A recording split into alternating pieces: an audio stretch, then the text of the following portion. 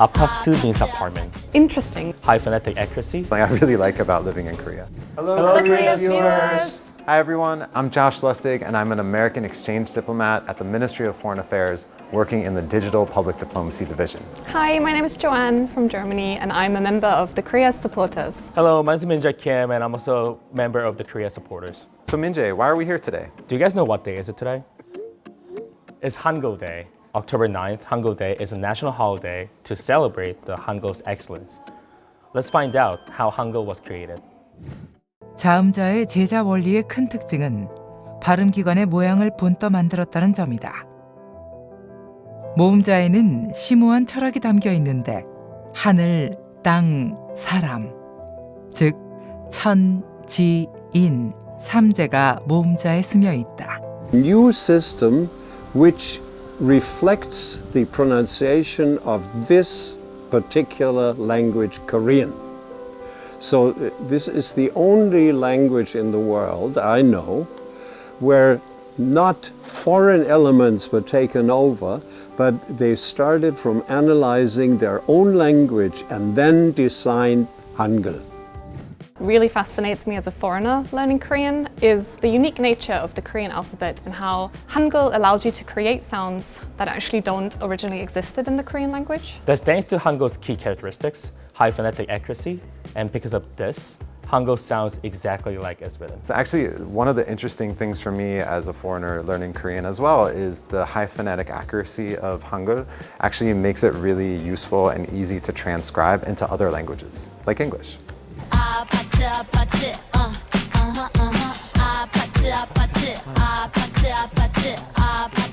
So in Korea, 아파트 means apartment.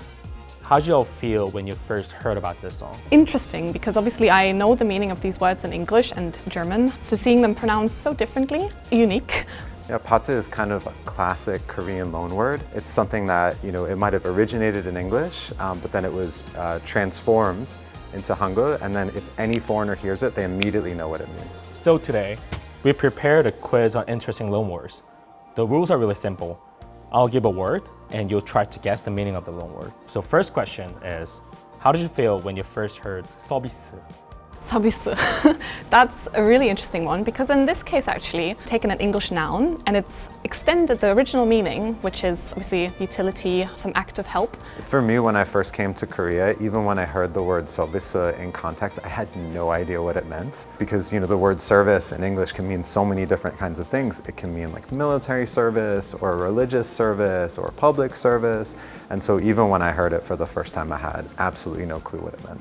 In Korea, the service means that complementary items provided by restaurants or stores are referred to as 서비스.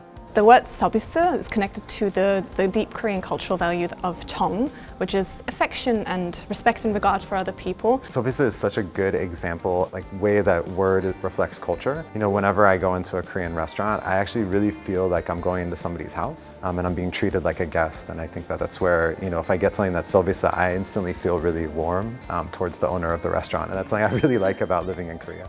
Next question is, what does healing mean? Healing. When I first heard healing, obviously I thought of the English word healing, which has a similar meaning, but in this case as well, Hangeul has done something really interesting, that is taking the English word healing and actually used it to attach to different actions and behaviors through which you become healed.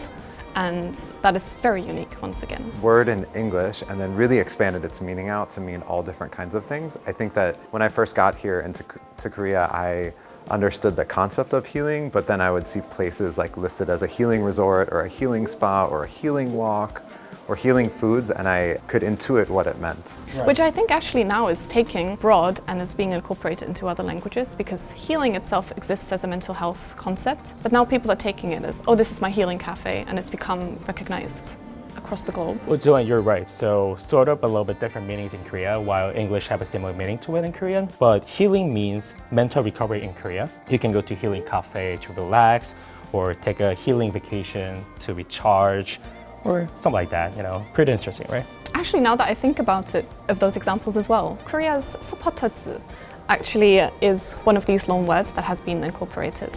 into the Korean language. I think the supporters concept started from K-pop, right? Oh yeah, right. Words like skinship, or a lot of Koreans usually say fighting when you try to cheer up. A lot of Korean words contain elements of English, but have spread globally throughout K-pops or K-dramas like K-culture. It seems that such loanwords are spreading even more widely as Korean culture gains even more global popularity. And it's not just loanwords. People all over the world are excited to learn Korean. And so I really think that Hangeul is going to continue to spread around the world in interesting and diverse ways. Exactly. A great example of this is the Oxford English Dictionary, one of the most prestigious dictionaries in the English-speaking world. In 2021, the dictionary added 26 Korean words to its list, and in 2025, they added 7 more. Each letter of Hangeul corresponds to a single sound, which really helps in our digital era. Hangeul is not only convenient to use on a computer, but also on your mobile, and it helps with AI voice processing. I think this has played a big role in Korea becoming a digital powerhouse and Korean culture becoming so widespread. I just wanted to thank you so much for taking the time to talk about Hangeul's unique characteristics with me. I've really loved, ever since I moved to Korea, learning about Hangeul and all of the unique loanwords that come into the country and then spread around the world through K-culture. It's so fascinating to me, and I really learned a lot from both of you.